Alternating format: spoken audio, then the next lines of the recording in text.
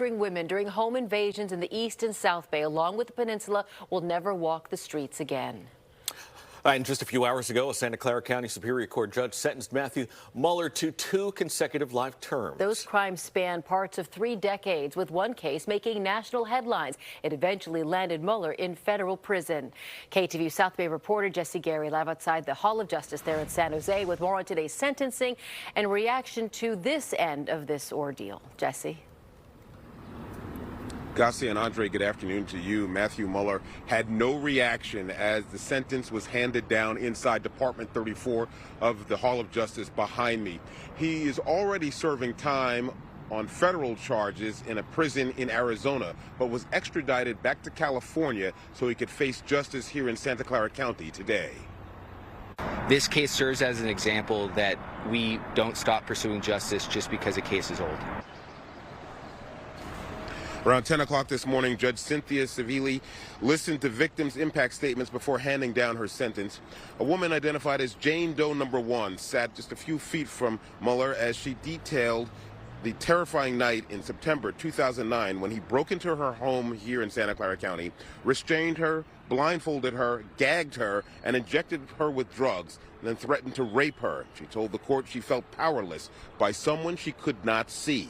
To this day, she said, she's still broken and fearful of unfamiliar surroundings and male co-workers. Something was taken from her that day in 2009. And through her words, speaking them in the presence of Mr. Muller, she was able to take some of that power back that he took from her that day. A second victim impact statement was read, and then Judge Civilli sentenced Muller to 2 consecutive life sentences, saying his crimes involved violence, cruelty, viciousness, and that he remains a danger to society. Muller is already serving a 40-year federal prison sentence in Tucson, Arizona, for the assault and kidnapping of Denise Huskins from her home in Vallejo in 2015, and then subsequent rape in a South Lake Tahoe cabin. Santa Clara County, Mountain View and Palo Alto Police, as well as the Alameda County Sheriff's Office, all teamed up to bring Muller to justice here today.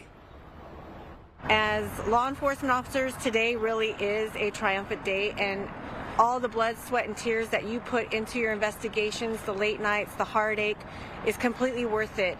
When you know that a sexually violent predator is not going to go out in the world and assault other women. Muller is serving 2 consecutive life sentences so that once he is released from prison in Arizona in 2049, then he begins serving his 2 sentences here in California, meaning there will not be a gap where he is out on the streets again. He'll never be out on the streets again. Additionally, he's been charged with a Contra Costa case of kidnapping 3 people in San Ramon. That case is still pending. We're live outside the Hall of Justice here in San Jose. Jesse Gary, KTVU, Fox 2 News. Garcia, Andre, back up to you.